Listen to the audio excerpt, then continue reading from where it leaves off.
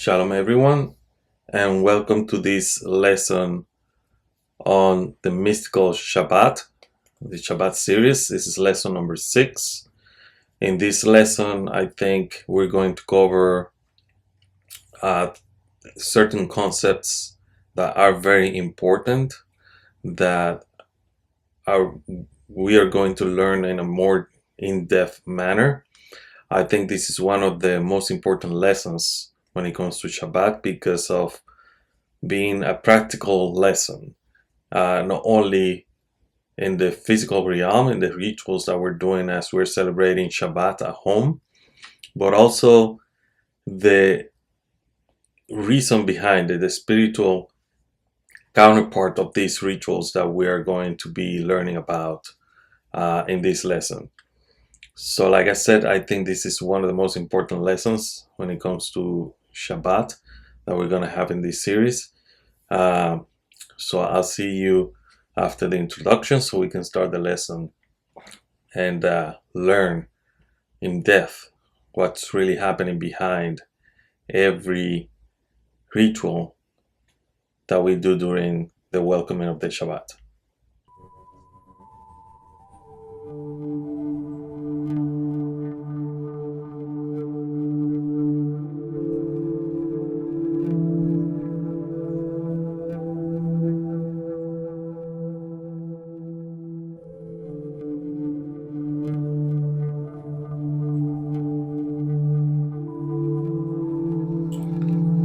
Shalom, welcome back. In this lesson, like I mentioned in the beginning, we're going to go more in depth into what we do to receive Shabbat, the actions that we make during that transition of the weekday towards the holy day called Shabbat. And I call it a holy day because it's holy on itself. It's an entrance to a holy realm. We got the regular yearly holidays, and we have a weekly holidays that is Shabbat, and we should prepare for it accordingly. We should celebrate Shabbat accordingly, right? We're supposed to guard and remember Shabbat, and the reason for that is because Shabbat is a gift. This is not a day that was given to us out of charity from the Creator, right? Out of because we were lacking something, I'll give you this, or because we needed something, we asked for it, right?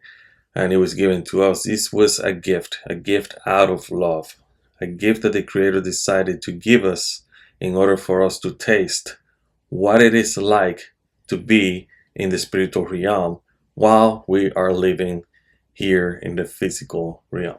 Okay, so let's start right away with these different actions that we do when we're celebrating Shabbat and what is happening behind it. What is the mystical or spiritual meaning of each of these actions?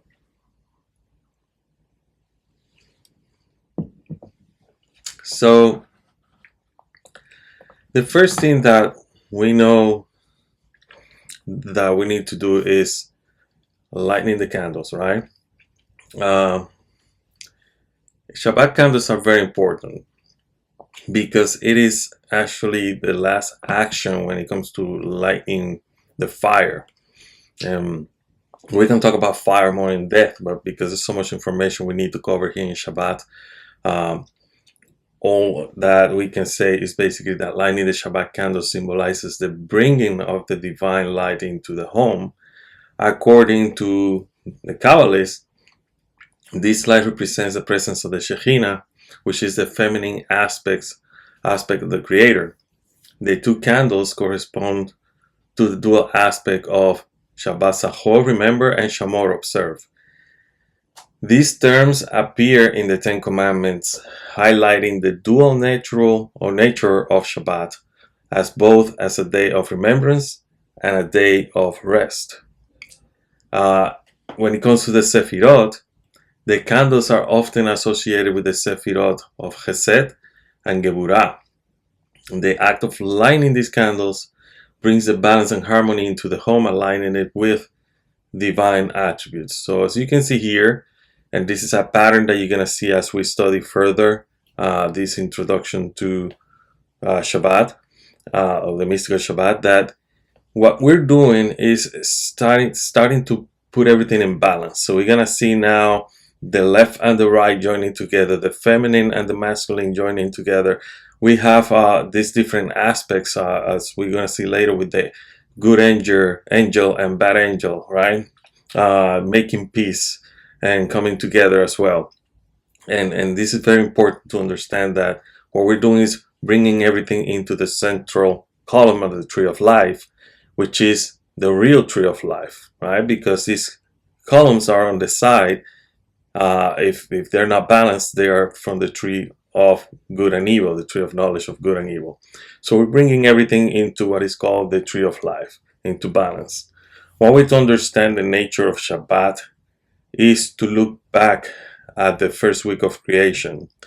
The Holy Ari, the master Kabbalist of Safed, he used to teach that creation began with the first Tzimtzum, the initial creation of godly light, to allow the creation of physicality and non-infinite existence.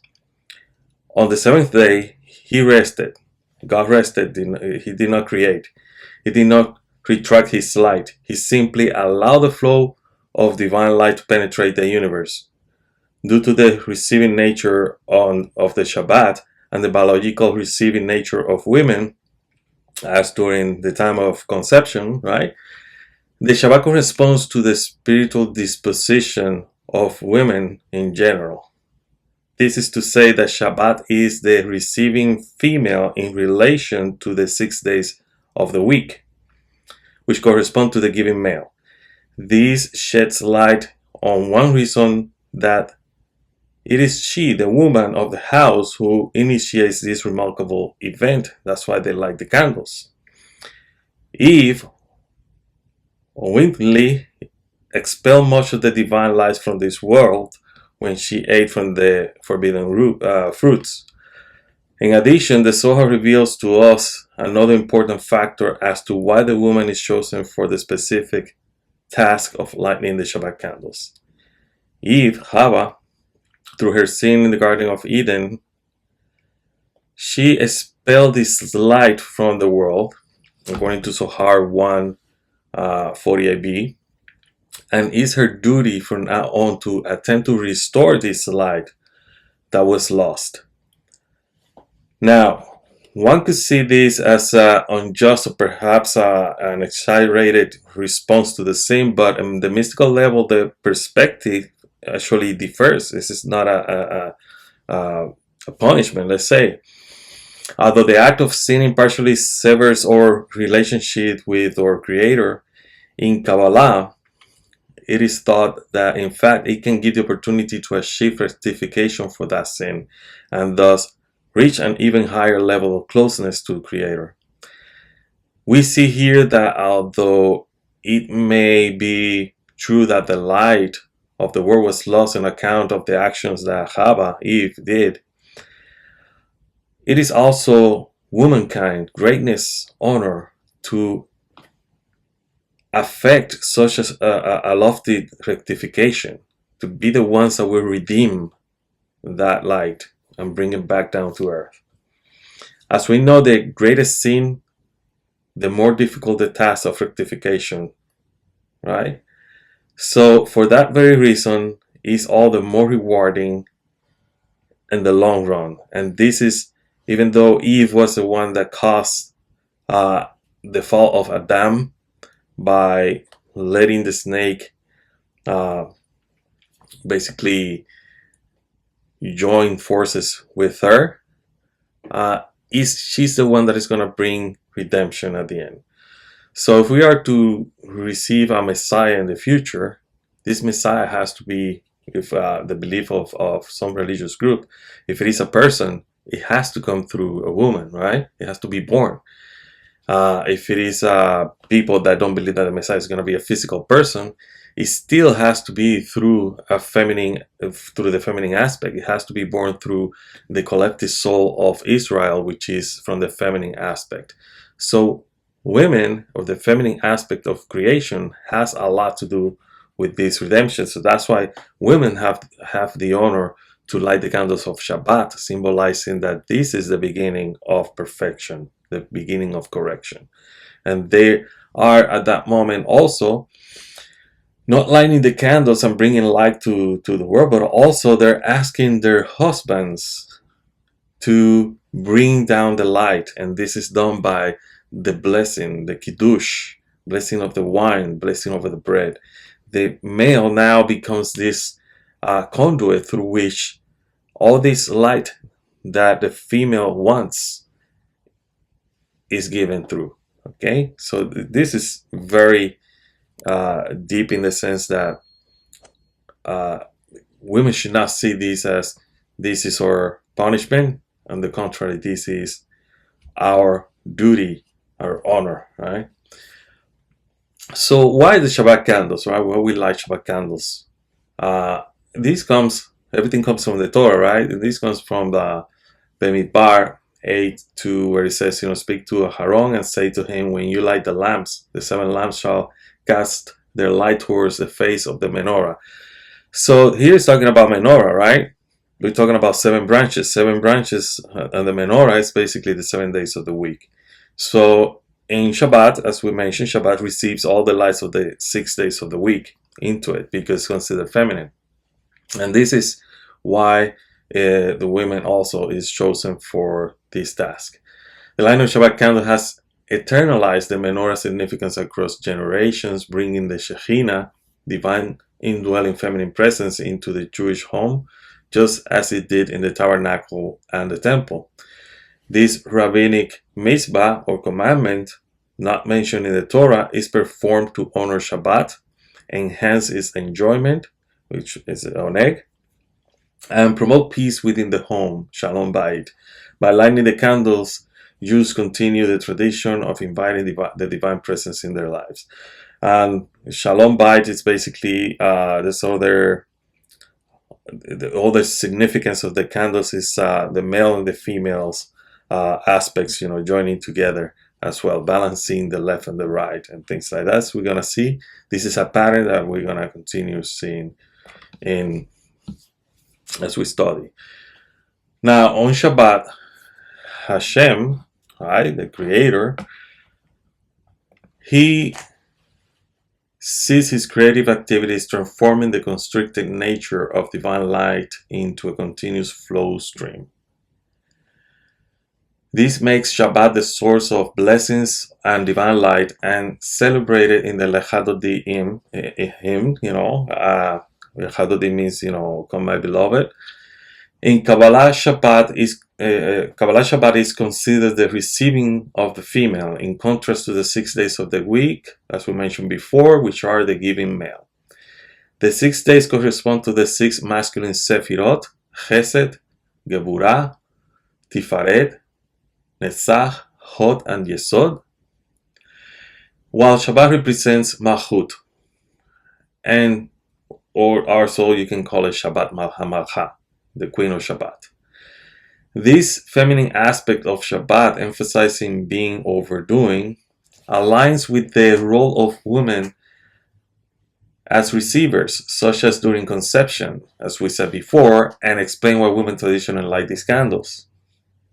And then we're gonna see that the Zohar emphasizes that this is due to the so-called transgression of Chava, and that she needs to rectify this departure of the light from our vessel, from our kli. The Zohar also says that women should light the candles with joy and concentration, as this act brings divine glory, merits of holy children, and grants long life to their husband, making it a mitzvah of great importance. And that's why if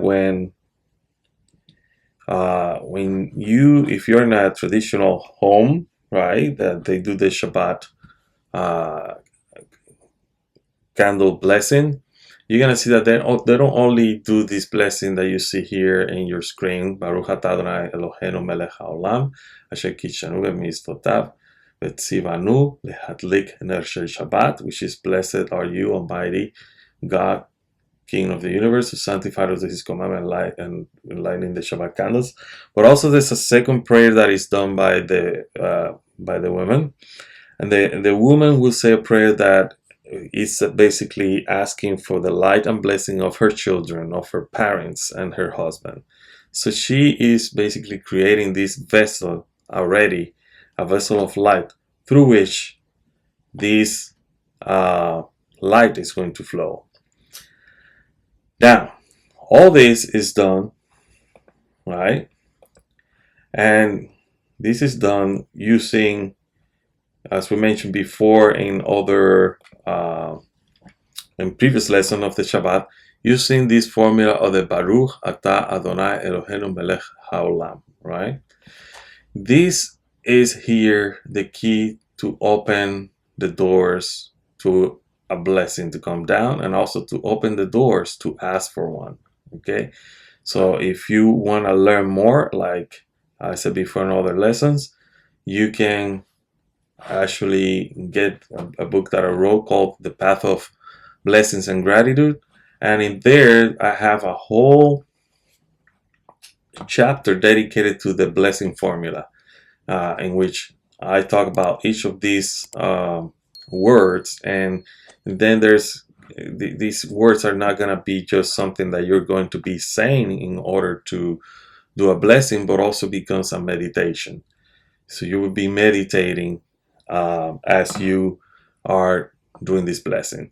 Also in the appendix I have, because Shabbat is about the five senses, as we say in a previous lesson, I have also that there's other things that we do during the day and also during other holidays that it's about blessing that have to do with touch, with tasting, with smells, with sight, with hearing sounds, and also special occasions, which is happiness or wonder, right?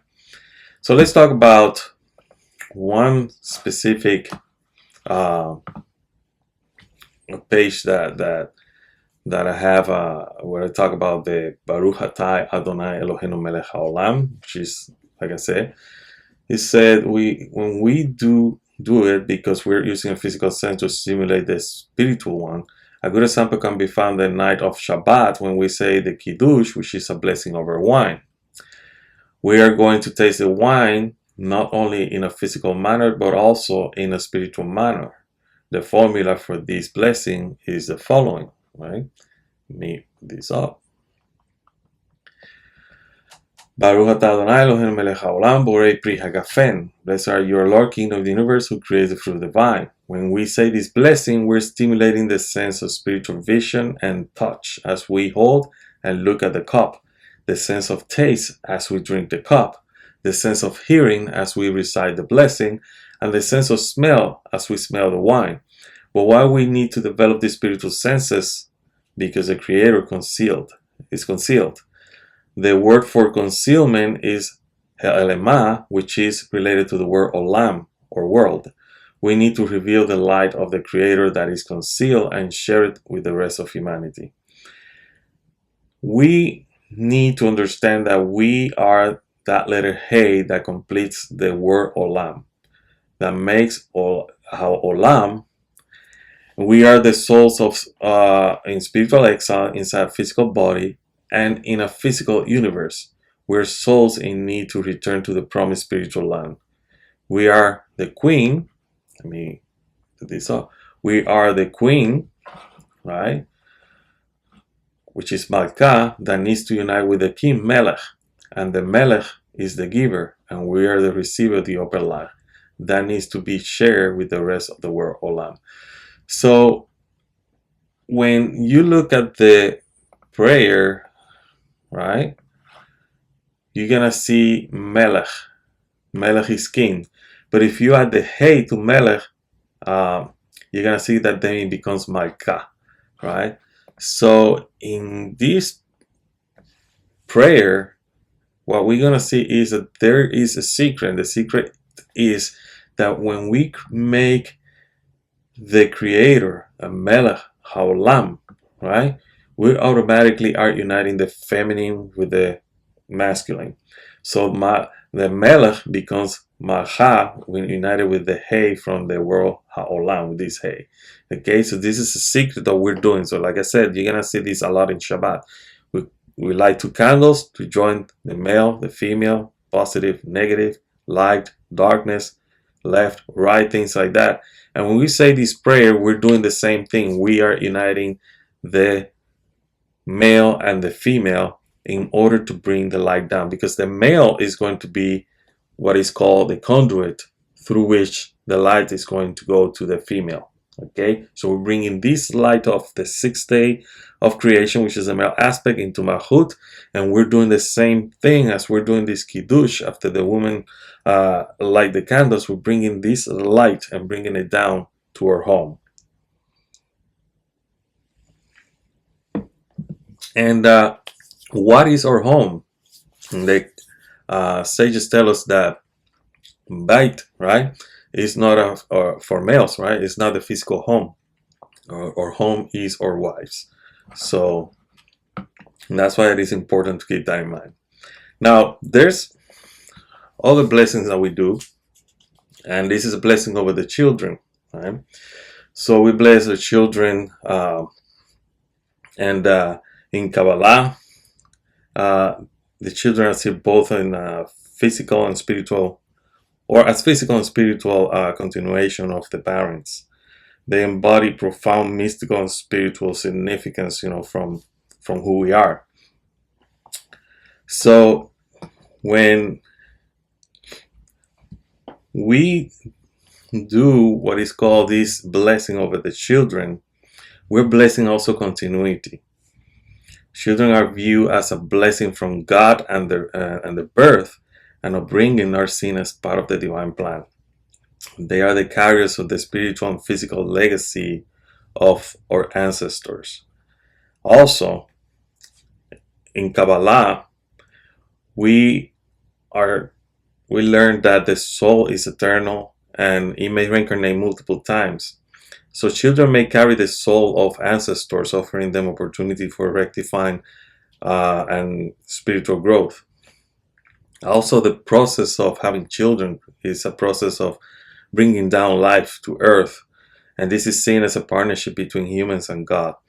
And parents are co-creators with the divine in bringing new souls into the world, and this act is full of holiness and responsibility. Also, raising children is not just about physical and emotional care, but also about their spiritual education. Parents are responsible for guiding their children in the ways of Torah and mitzvot, helping them to fulfill their spiritual potential. The children are often associated also to the tree of life in Kabbalah. They symbolize growth, nourishment, and the flow of divine energy through generations. Also, children can embody different sephirot. Based on their character and role in the family, for example, a children might embody chesed, kindness, or strength, geburah, contributing uniquely to the family spiritual balance. Another thing that is important is that raising children is part of a larger mission. This mission is a mission of tikkun olam, repairing the world. By instilling values and spiritual awareness in our children, parents contribute to the betterment and healing of the world. There is a strong emphasis in the parent role in shaping the child's spiritual environment. The home should be a place of holiness and learning where children can grow in their relationship with God. These concepts underscore the sacred duty and profound significance of raising children, according to the Kabbalistic tradition.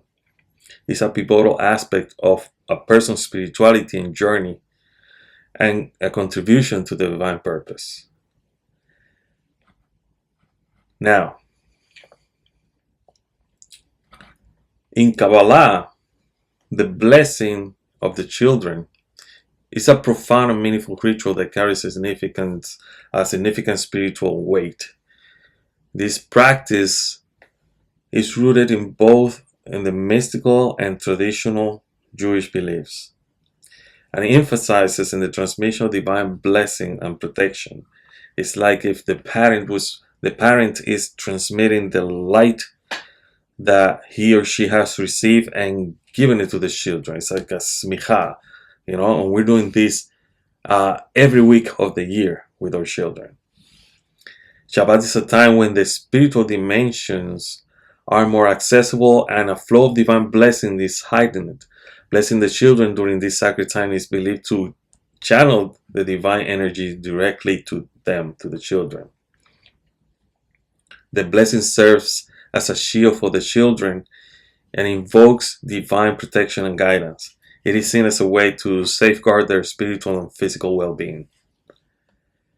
Also, the blessing often includes references to biblical patriarchs and matriarchs, invoking the merit and asking for their virtues to be bestowed upon the children. For boys, as you see in the screen, the blessing typically refers to Ephraim and Manasseh, the sons of Joseph. We're seen as paragons of Jewish identity and brotherly harmony, right? For girls, the blessing refers as Sarah, Rebecca, Rachel, and Leah, the matriarchs of the Jewish people. Like I said before, without the female, there couldn't be any of these embodiments of these Sephirot, of these forces on earth. There would be no Abraham without Sarah, right? There would be no Isaac, right, without Sarah. There couldn't be any Jacob and Esau, right, without Rebecca. So there couldn't be, a lot of the people that we know as heroes of the Torah without the females being involved. Especially if you study the story of Moses, how the Exodus actually came to be was because of the females working in the background. And that's how important the females are.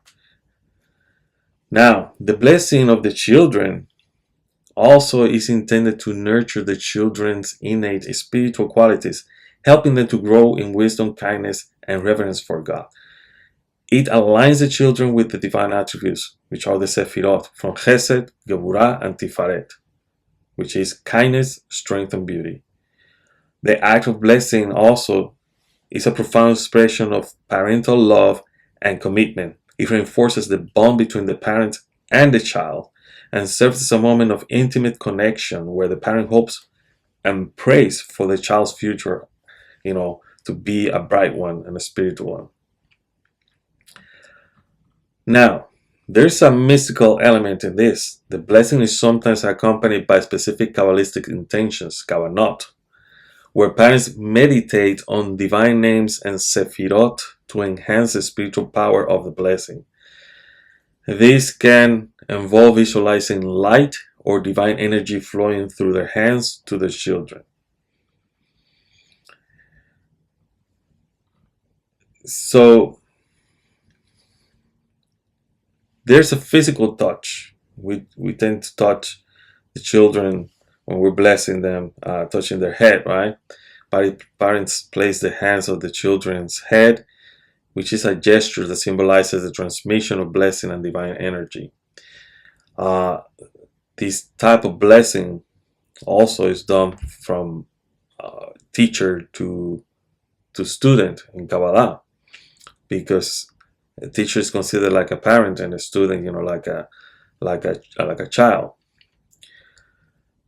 Also, at that moment, you can do a personal prayer, not necessarily the one that is in Siddur, but you can do your own personal prayer. It is after the former blessing, parents often add a personal prayer for their children's specific needs, aspirations, and well-being.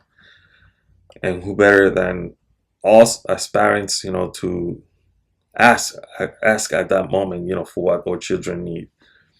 Because when you see, children during the 6 days of the week, their school, work, and things like that, and they go through a lot of stress.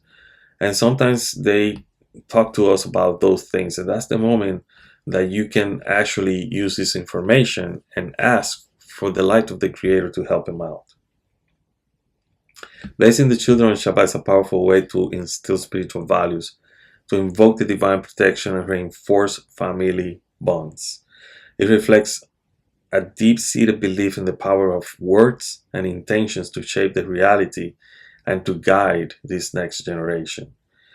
So if you have children, or even if you have nephews and they're not your children, or the son of a good friend of you and they're present in Shabbat, give them the blessing. It's very important that we bless the children, the next generation.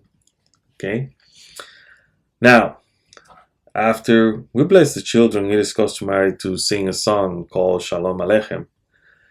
And Shalom Aleichem is a significant part of the Kabbalistic or mystical welcoming of the Shabbat. It is sung on Friday night, right? When people return from the synagogue, welcoming the Shabbat and inviting the presence of the angels. But like I said, in these lessons, I'm giving this lesson as to people that don't have these or may not be able to visit a synagogue.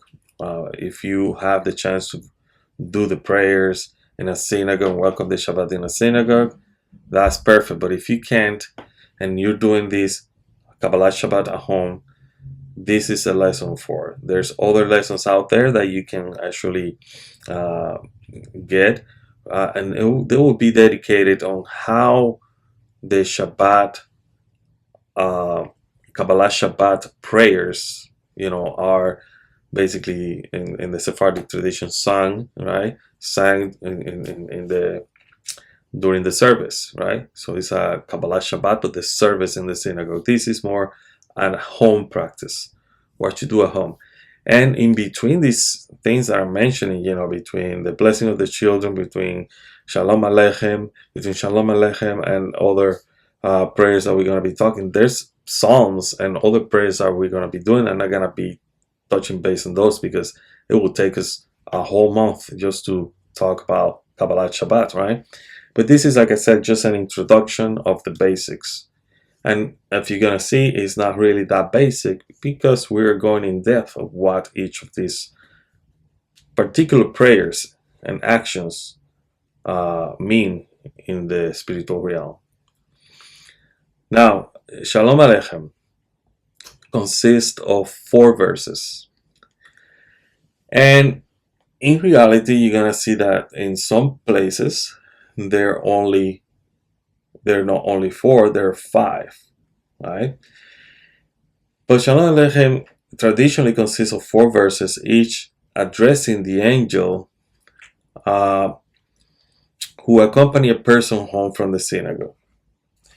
So the first verse is going to be Shalom Aleichem Malachei Hasharet, right? Shalom Aleichem Malachei Hasharet, and this is peace be upon you, ministering angels, right? Then the other verse is going to say Boachen leShalom Malachei Hashalom, which is come in peace, angels of peace. Then the next one is going to be Bochuni leShalom Malachei Hashalom, bless me with peace, angels of peace. And then what we're going to see is Tzedchem leShalom Malachei Hashalom, right? Tzedchem leShalom Malachei Hashalom. So this verse is not going to be in some of the traditional Siddur or prayers, but the Sephardic tradition add a verse. May your stay be in peace, messengers of peace, messengers of the Holy One. And according to the Kabbalistic tradition, and also according to the Talmud in Shabbat 119b, 2 angels, one good and one bad, accompany a person home on Shabbat. If the home is prepared for Shabbat, the good angel blesses the home, and the bad angel is compelled to agree. The song Shalom Aleichem welcomes these angels, focusing on the positive influence they bring. The angels are seen as emissaries of the Shekhinah, the divine presence. Welcoming them symbolizes symbolizes inviting divine light and holiness into the home, specifically Shalom Habayit, the peace of the home. This song helps to create a transition from the mundane weekday to the sacredness of Shabbat. By addressing the angels, we acknowledge the spiritual shift of the infusion of divine energy into our lives. So in Kiddush and Havdalah, similar to the rituals of Kiddush, sanctification of Shabbat, and Havdalah, separation at the end of Shabbat, Shalom Aleichem serves to delineate sacred time and space, setting the tone for a peaceful and a holy Shabbat.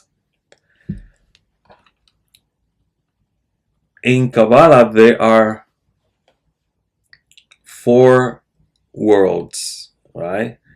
Atzilut, Bria, Yetzirah, and Asiyah. It is said that the 4 verses of Shalom Aleichem correspond to these words. Each verse represents a different level of interaction with the divine, from the tangible blessing of peace to the more abstract and mystical realm of spiritual blessing. However, as you see in the screen, I added the one with the extra verse, which is the one here. And if this verse wasn't here, then this hey will be here, right? But because this verse is added here, what we do is that each of the letters of the Yod-He and the Vav-He belong now to the 2nd, 3rd, 4th, and 5th, while the first one has the point of the Yod, the tip of the Yod, and belongs to the Ein Sof. Okay, so that's another way to see it. Okay, I personally have this one here on the screen because I like this version better, but you don't have to like this version because I like this version. You can get the traditional version without the extra verse. Now, the song aligns the Kabbalistic Sefirot, channels through which the divine energy flows, right? By invoking peace and blessings, Shalom Aleichem harmonizes the Sefirot, particularly focusing on those related to peace, such as Chesed, Nesav, and Yesod. It also, this prayer balances energies. Shabbat is seen as a time of balance and harmony between different spiritual energies. So Shalom Aleichem helps to establish this balance. It invites peace and dispels any discordant forces. The unity of male and female energies are also invoked in this prayer. Shabbat, like I mentioned before, embodies the unification of male and female aspects.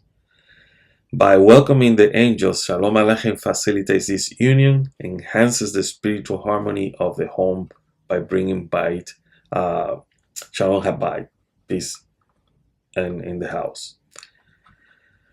Now, there are also practices, spiritual practices or meditation practices that we can do when we sing this song. When you sing Shalom Aleichem, it is often done with a sense of meditation and intention, kavanah, focusing on the words and their deeper meanings. But also, you can do it by invoking protection. The song is also seen as a protective charm, inviting divine guardianship and ensuring a peaceful and sanctified Shabbat experience. By singing the Shalom Aleichem, you can connect with a long-standing tradition that links us to the ancestors and the collective of Israel.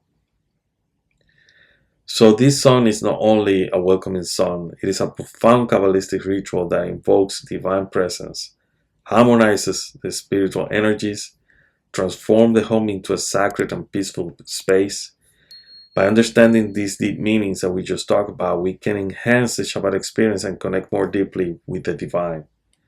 So when you sing this song in your Shabbat day, think about it. This is much more than just asking these angels to give us a blessing, peace, right? This is much more. This is about also balancing our Yetzer Hara and our Yetzer Hatov, right? Or good inclination and bad inclination as well, and making them, both of them, work together to serve the Creator during Shabbat. So once again, this prayer falls into the balancing act that we are performing during Shabbat, uniting two opposite sides and harmonize them into one. Basically, we are correcting the tree of knowledge of good and evil, transforming everything into what is called the tree of life. Since we are uniting the feminine and the male aspect, we also need to make sure that we are doing that as well with our physical counterparts. In this case, man and woman are said that this night of Shabbat is the best night for a man and woman to unite in love, and because it symbolizes the unification of the Creator with its feminine counterpart, which is Israel, right? The collective soul of Israel. For this reason, also because we are in that sense balancing the feminine and the male to become one, we also make a blessing for the women of the house, for the wife. And we say what is called the Shekhinah, a woman of valor, which is a poetic passage from the book of Proverbs, specifically Proverbs 31, verse 10 to the 31st in the Hebrew Bible. And in Kabbalah, blessing the wife on Shabbat holds a deep spiritual significance, and it is a cherished tradition in many Jewish households. This practice is rooted in both mystical teachings and also in Jewish customs. So the religious and the spiritual are intertwined. It emphasizes the transmission of the divine blessing and sanctity to the marital relationship. So in order to understand this, let's go a little bit deeper into what the Shekhinah is all about. The blessing of the Shekhinah, a woman of valor, is often begins with the recitation of Shekhinah, right? A poem that praises the virtues of a righteous and capable wife. In Kabbalistic thought, this poem is not only an expression of gratitude, but also a way to draw down spiritual blessings and protection for the wife. The wife is seen as a representation of the Shekhinah, the feminine aspect of the divine presence. Blessing the wife on Shabbat acknowledges her role in bringing holiness and divine light into the home. The act of blessing the wife is believed to bring shalom bayit, peace in the house, which is crucial. It is a crucial aspect in spiritual practice. It often fosters harmony, love, and respect within the family, creating a sanctified space for the divine. In the Kabbalistic teachings, the wife is often associated with the Sephirah Malchut, royalty, which represents the receptive, nurturing, and grounding aspect of the divine. So by blessing our wives, we enhance these qualities and align the household with divine order. So how are we gonna bless the woman, right? The first thing we need to understand is that we are bringing down energies, and the poem I'm going to show you here. The poem is written in what is called acrostic. Each verse begins with the successive letter of the Hebrew alphabet. So we have Aleph, Bet, Gimel, Dalet, Hey, Vav, right? Zain, Chet, Tat, Yod, and all the way until the last letter, which is the Tov, right? So Reshin, Tov, the three last letters. So each verse starts with one of the Hebrew letters, 22 Hebrew letters of the alphabet. And that means that when we are going to bring something down, we start with the letter Aleph. from top down. When we are requesting something, we start with the letter Aleph from bottom up. And this is something that you're going to find if you have the book of the path of blessings and gratitude, in which if I can find the page here quickly so I can give you a hint of what are we talking about here. The thing is that we need to understand that the Hebrew alphabet is very important, in the sense that depending how we are, or the intention of what we need, it depends how we need to see things. So it's very important to know the order of things, okay? So I think I'll find it here, but I will put it in the description, the page, if I in order not to kill so much time. But it's very important to understand that. So you basically using the DNA of creation to bless at this moment your wife, all right? So what is the process?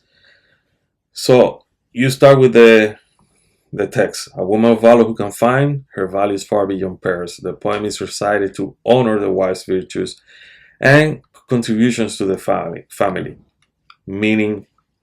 The meaning is that each verse of the Shekhinah reflects different aspects of the wife's role, from her wisdom and kindness to her strength and diligence. Reciting this prayer or this blessing elevates the wives, actually, rather, and acknowledge her importance in the spiritual and physical realm.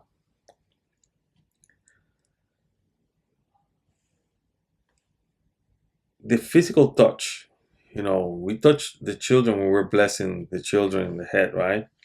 Traditionally, the husband places his hand on his wife's head as well, or shoulders, while reciting the blessing, which symbolizes the transmission of blessings and love.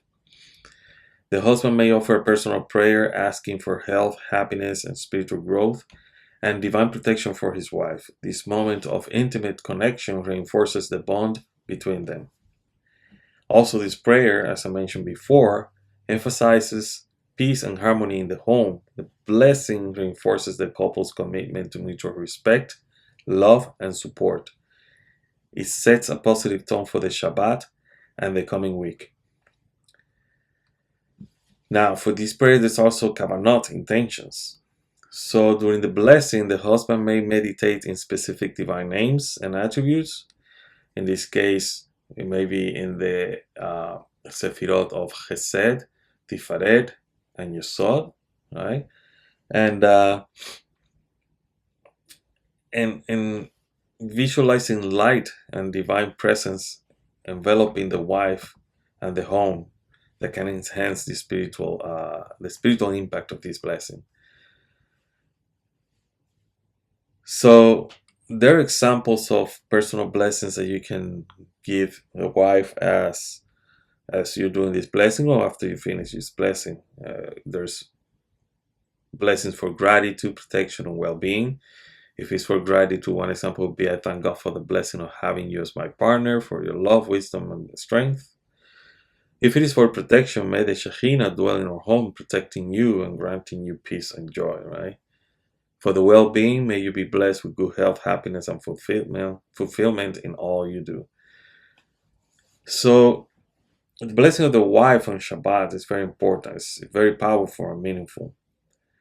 It's a practice that not only honors the women of the house, but also brings divine presence and harmony into the home. It reflects deep Kabbalistic principles of balance, respect, and spiritual elevation, and also enhances the marital relationship, not only in the emotional level and the physical level, but also in the mental and spiritual levels. Now let's go a little bit deeper. Rabbi Baruch Shalom Halevi Ashlach, very known as Rabash, who was the son of the Baal HaSulam, uh, Rabbi Yehuda Ashlag, who wrote a lot of books, including a commentary on the Zohar, the Sulam commentary. And basically, the reason why we're studying Kabbalah today is because the way the Baal HaSulam wrote Kabbalah, he wrote Kabbalah in a way that the people of this time, of these years and years to come that we're living, can understand it. His teachings were transmitted to his children as well, and to his disciples. And one of his disciples was one of his sons, Rabash, Baruch Shalom Halevi Ashlag, who is also, we can say, the father of what we call today one of the biggest Kabbalah group in Israel, Bnei Baruch, if not around the world. And that's why they're called Bnei Baruch, sons of Baruch, right? But he wrote about Shekhinah in his notes 239, and he wrote there the following: we must understand this from a moral perspective. When a person deviates from the path of God, they fall into captivity by the forces of klipot, impure spiritual forces or husks, which take control of the person and do not allow them to escape their domain. This means that in such a state, it is impossible for a person to engage in Torah study and mitzvot, because the klipot dominates them. However, when a person walks in the path of truth, based on the foundation of faith, which is called a woman of valor who can find a Shekhinah, it is as if the person sustains the Shekhinah, divine presence. As our sages said, Israel sustains their Father in heaven, meaning that engaging in Torah and mitzvah for the sake of heaven is considered sustenance for the Holy One, blessed be He. This is the meaning of my offering, my bread, from Numbers 28:2. And then the person attains understanding and holy wisdom in Torah and mitzvot, as it is written, you graciously endow humans with knowledge and teach moral understandings, from the Amidah prayer, right? Therefore, when the years are as they should be, a person has a wife and children. But when a person damages their faith, the person is considered to be dead, and what remains is only the state of an animal, meaning that they have no higher comprehension, only the pursuit of animalistic desires. So this means that the blessing that we're giving a woman, specifically our wives in our home, has also to do with our spiritual path as males, meaning that in the meantime, we are just as nothing without them, in the sense that without the Shekhinah, we cannot transmit anything and no light to the world. Without the female representation of the Shekhinah, which is a woman, we cannot give light to the world. And it is considered as we are in captivity by the forces of klipot. But when we find our partner in life, then we are in that state of a woman of valor who can find, right? Because now we can sustain ourselves and sustain the Shekhinah alive by bringing this life, in this case our wives, all right? So it's very important to keep this in mind, because this is not just a blessing, this is a reaffirmation of who we are at that moment. The state, spiritual state that we are achieving at that moment, which is a state in which we are like the Creator. We are transmitting to the female aspect of creation the light that sustains the whole world. And in this case, women, specifically the one that is our partner and is in our house, is the Shekhinah. And women also, they are our house, or bait, as it is said by the sages. So keep that in mind when you're doing this prayer, because this is very profound and important. Basically, the freedom that we have is because of the female aspect. In this case, the female that we have just blessed. So now let's go to the famous Kiddush probably most of the people that are not Jewish know that in Shabbat, people that practice Judaism and Kabbalah, they bless the wine and the bread. And this is something very important, because the Kiddush is not only an action that we're going to be doing, like I mentioned before, from the book that I wrote, it encompasses the 5 senses, right? The Kiddush, which is a blessing over wine, sanctifies the Shabbat. Wine in Kabbalah is a symbol of joy and abundance, and it is used in the Kiddush ritual to elevate the physical act of drinking into a spiritual act of connection with the divine. This cup that we use is associated with the Sephirah Binah, which is linked to the concept of nurturing and the feminine aspect of divinity. The overflowing cup symbolizes the overflow of divine blessing and abundance coming from Chokmah. So what we're going to see is that when we're doing all these acts, all this ritual, we're going to be working with spiritual forces, right?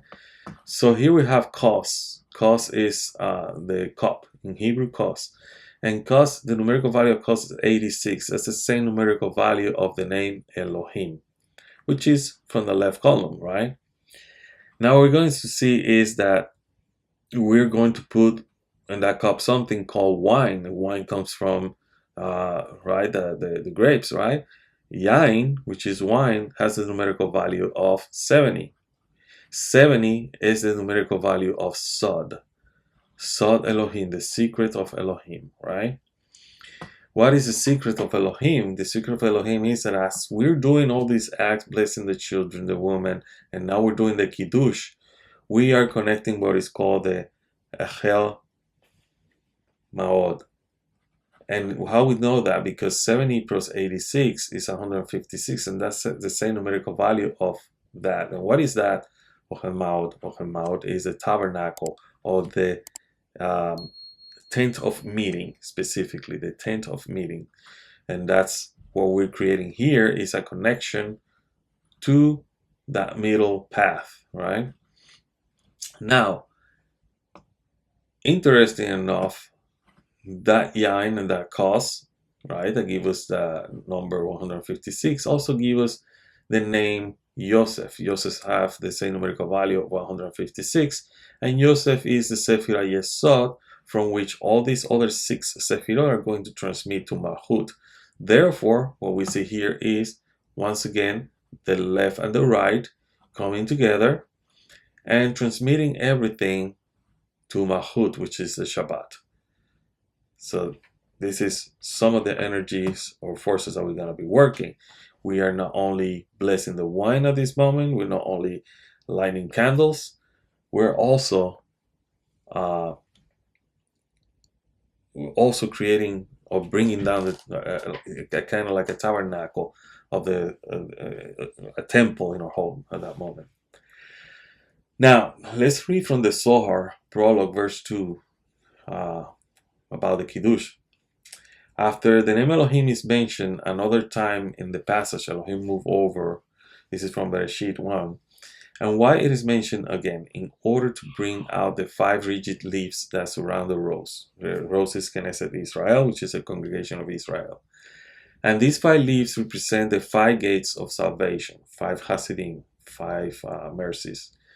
And this secret is written about in the verse, I will raise the cup of salvation. This is the cup of benediction that is raised after the meal. The cup of benediction must rest on 5 fingers and no more, just as the rose rests on 5 rigid leaves that represent the 5 fingers. And this rose is the cup of benediction, from the second to the third mention of the name Elohim. There are 5 words, which translate as move over the surface of the water and set, and these words parallel the 5 leaves. From this point the verse continues, Elohim said, let there be light.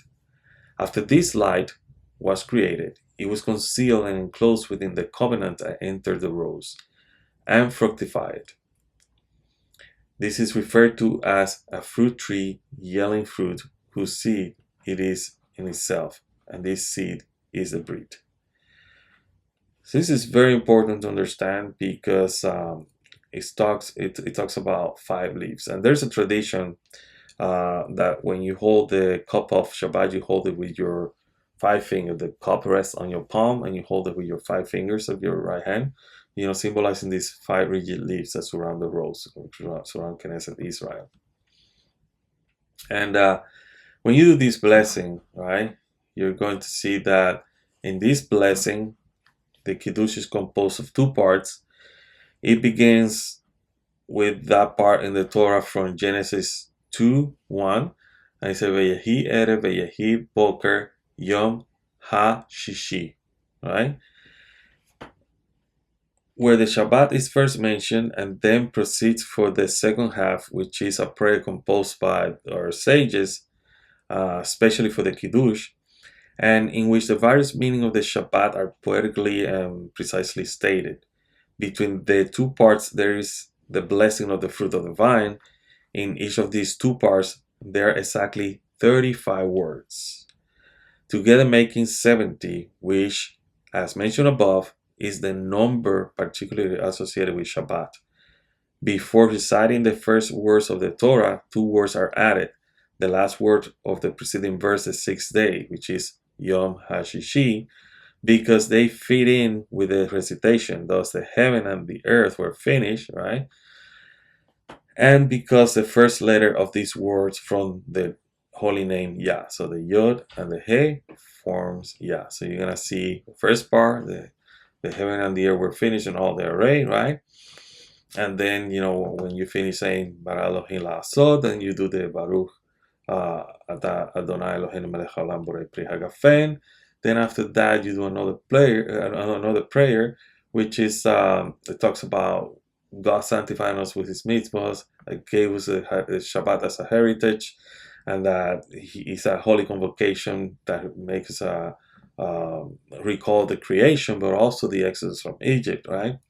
And then we finish with a prayer or a blessing saying Baruch Atah Adonai Mekadesh Shabbat, who sanctifies the Shabbat, and that's how this prayer goes. But remember that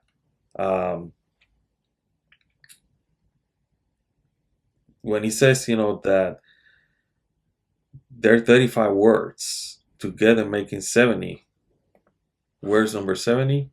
In here. It has to do with the yain and the sod. What is the sod? A secret, a mystery, right? Something hidden, something, some people say sod means Kabbalah, right? Okay, so now we have blessed the wine. What is next? Now we need to bless the bread, right? We're going to bless the bread. And bread in Hebrew is lechem, but the bread that is used in Shabbat specifically is called challah. Challah, the 2 loaves of challah represents the double portion of manna that fell for the Israelites in the eve of Shabbat during their journey in the desert, symbolizing divine sustenance. The challah is braided, which represents unity and harmony. Remember, unifying the extremes into the middle. The braids can be seen as a symbol bringing together various strands of life into a unified whole. The challah is connected with Malchut, the sephirah that represents the physical world and God's sovereignty within it. By blessing and eating the challah, one acknowledges God's provisions and kingship over creation. The blessing and elevation, the act of blessing the bread, which is what we call the hamotzi, elevates a mundane act into a spiritual practice, acknowledging the divine source of all sustenance. In Kabbalah, the ritual of blessing the bread on Shabbat, known as hamotzi, has a very deep spiritual significance. As we said, the 2 loaves of challah symbolize the double portion of manna that fell for the Israelites in the desert on Friday nights, right? Ensuring that there was enough manna for Shabbat. This miracle reflected the blessing, reminding us God's providence and sustenance. The interpretation that Kabbalists give to the two loaves is that these two loaves represents the Sefirot Netzach and Hod, which correspond to the right and left legs of the divine presence, providing balance and stability. And this is because they are braided, right? So you're braiding these two into one bread. When the bread is done, baked, that's when it starts representing or connecting to Malchut. Now, the challah is traditionally covered before the blessing to honor it, ensuring it is not embarrassed, as people said traditionally. The bread is embarrassed by the wine. So it is covered, ensuring that it is not embarrassed while waiting for the wine to be blessed. This practice represents sensitivity and mindfulness. The challah cover represents the heavens or divine protection, while the table symbolizes the altar of the holy temple. The act of uncovering the bread signifies the revelation of divine blessings from the concealed spiritual and manifest into the physical world. But how do we do this ritual of blessing? The first thing is, before the blessing over the bread, there is a ritual of washing hands. It's called Netilat Yadayim, which purifies and prepares the individual for the sacred act. And this is very important. This is a moment in which the family can also connect by helping each other, by holding the towel and helping each other out to dry their hands. So after we do the Netilat Yadayim, we need to think, or during the Netilat Yadayim, we need to think that this act is seen as removing spiritual impurities, symbolizing the cleansing of one's soul to be worthy to receive the divine blessings. After the Netilat Yadayim, and we're ready to do the blessings, what we do is we raise the bread. The loaves are lifted during the blessing to elevate the physical act of eating into spiritual experience. Also, in Kabbalah, the lifting is associated with the concept of birurim, the separation and elevation of holy sparks from the mundane world. It symbolizes the elevation of physical nourishment into a spiritual act, connecting the physical and spiritual realms. In this way, we are taking these sparks and raising them back to where they belong. Now, the blessing that we do, right? What we do is we are acknowledging God as the ultimate source and sustenance, who brings forth bread from the earth. Also, the blessing invokes the Sefirot, particularly Malchut, which represents the divine presence in the physical world, and Chesed, kindness, reflecting God's abundance and generosity. Now, the whole loaf of bread, the whole challah, represents unity and wholeness. That's why it is braided, whether it is round or elongated. It reflects the completeness and sanctity of Shabbat. The two loaves together, when they're together, symbolize the unification of divine masculine and feminine energies, harmonizing and bringing balance to the spiritual and physical worlds. Now, bread in Jewish mysticism is seen as not just bread. Bread is a fundamental sustainer of life, represents material sustenance and divine blessing. Also symbolizes Shefa, which is the divine flow from above. The bread is seen as this kli, this vessel of Shefa, the divine flow of abundance and sustenance from the Creator, is visualized as embodied in that bread that we're eating at that moment. So we're not nourishing ourselves physically only. We need to think that what we're doing is, during this act, is we're feeding ourselves with this flow of energy and force from the Creator. Now, the Hebrew word for bread, lechem, has a numerical value of 78, which connect to the divine names and attributes in Kabbalah, right? Through Gematria, which is numerology, Kabbalistic numerology, lechem is linked to divine attributes such as healing and sustenance, which emphasizes the deeper spiritual significance of bread. So, we're going to have, once again, let me go back, skip one. So we're going to think about bread in a different way now, because this numerical value is important. So bread, in this case a challah, is a fundamental staple of Jewish life, symbolizes sustenance, life, and blessings of sustenance provided by God. In the Torah, bread is often referred to as a gift from God and a basic necessity of life. The act of eating bread on Shabbat is an acknowledgement of God's provision and care. Now, something that we do is that we add salt to the bread. Salt is associated with purity and permanence. In the Torah, salt is used in the temple sacrifices, symbolizing an everlasting covenant between God and the people of Israel. Salt is a preservative. It signifies the eternal nature of God's covenant and the enduring nature of the mitzvot. So the Kabbalistic insights between salt and bread is the following. In Kabbalah, bread and salt together represent the balancing of the divine attributes, or sefirot, of Chesed and Geburah. Bread corresponds to Chesed, as it nourishes and sustains, while salt represents Geburah, as it is sharp and preserves. Eating them together symbolizes the harmony of these energies in the world and within the individual. Also, some Kabbalists view the act of dipping bread in salt as an act of tikkun, a spiritual rectification. There are 3 times that we dip the bread in salt.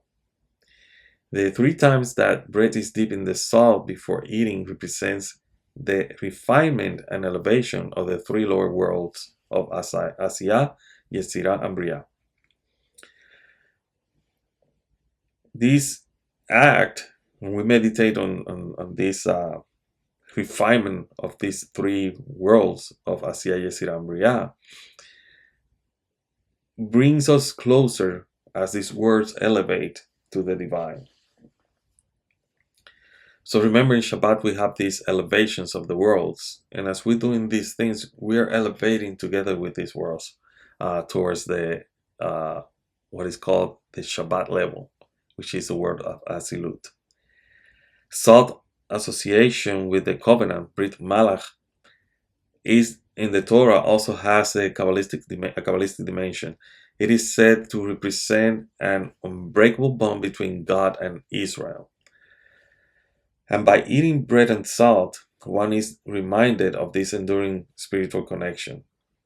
In some Kabbalistic teachings suggest that salt has a protective quality, and eating bread with salt can be seen as invoking spiritual protection and awarding or eliminating negative energies from our body and from our place.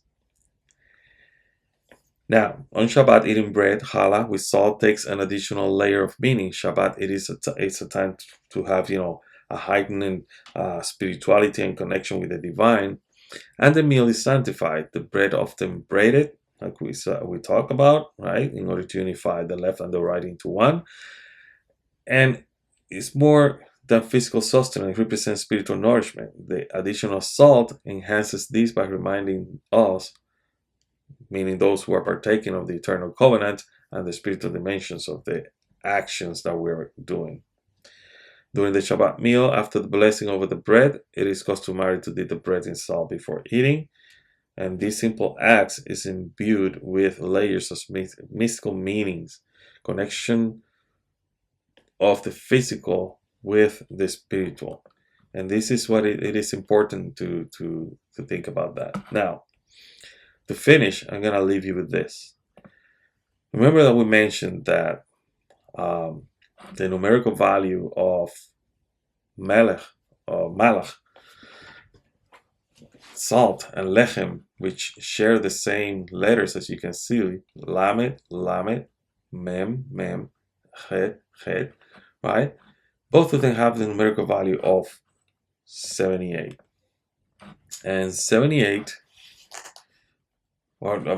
78 times 2 is going to give you 156. So it still connects you with this tent of meeting that we're talking about.